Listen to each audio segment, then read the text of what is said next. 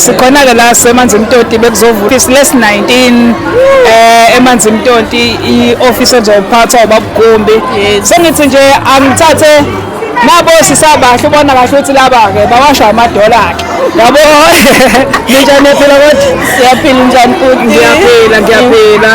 We're happy, we are alive and we are arise because of NTT and RNK.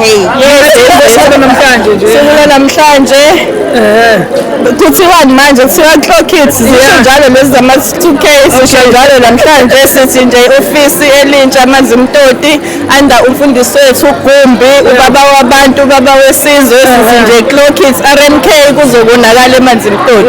Yes. Namhlanje yini engibunekile entsha kuningi. I think bengithi ngiyazi kodwa ngibonile ukuthi angikwazi. Ngicathi nje kubalulekile ukuhamba ama-event anjengalawa cause usuku nosuku kuyinento yakhona oyifundayo. So I am happy ngigcwele sizosebenza kahle sizokusebenza uNkulunkulu usikhumbulile u-RNK and NTT sokokwakho ukuthi usukume uzenzele. Yes, we are very much motivated kakhulu besithi nathi ibhizinisi sesiyalazi esikufundile namhlanje. It was amazing. Sivuselelekile kakhulu ukuthi umuntu ahambe wonke ama-events anjengalawa kubalulekile akhulisa ingqondo.